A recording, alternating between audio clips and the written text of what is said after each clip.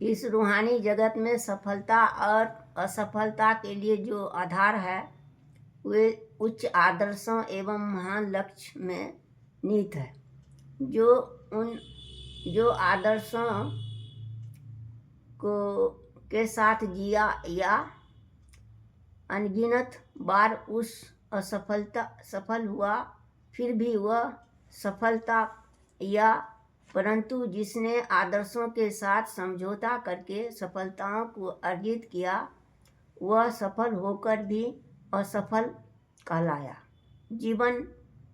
जीवन में सबसे बड़ी अपनी क्षमताओं को पहचानने एवं उनके अनुरूप श्रेष्ठतम कार्यक्रम करने में सफलता का मापदंड इसी में है। फिर हम मनोयोग पूर्वक अपने कार्यों को संपादित कर सकें या नहीं, इसके विपरीत श्रेष्ठ कर्म करने के बाद भी यदि हमें वांछित सफलता नहीं मिल पाती है तो भी हमारे अंदर एक संतोष रहता है कि सफलता इसी में है कि हम पूर्ण मनोयोग से अपने कर्म को संपन्न करें।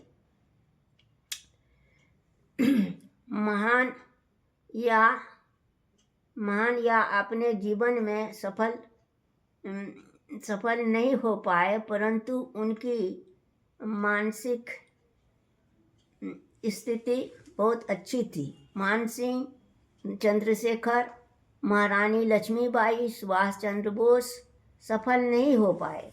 उनके सामने देश आज़ाद नहीं हो सका, परंतु इस असफलता के बावजूद उनके जीवन में अनेक आदर्श की दृष्टि से सफल कहलाए। सभी नमन करने योग्य है।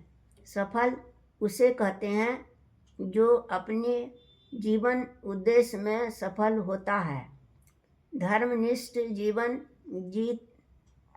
जीतता है।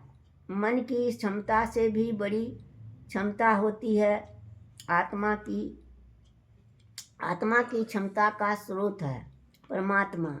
जीवन की सफलता का आधार यही है। मन के आत्मा से और आत्मा को परमात्मा की क्षमता से जोड़ता है। इसी तरह कर्मिक रूप से हमारे जीवन में सिद्धियां विभूतियां जुड़ती चली जाती है। बीज तब तक फूल से खिलते नहीं जब तक कि असंभव है उसके जीवन की सफलता। इसमें है मनुष्य जीवन की सच्ची सफलता। उद्देश्यपूर्ण जीवन जीकर, आदर्शनिष्ठ जीवन जीकर परम पूर्णता को प्राप्त करना है। इसी में जीवन की सफलता निहित है। मेरा जीवन उत्साह उमंग से भरा रहे। आपको नमन। हरिओम।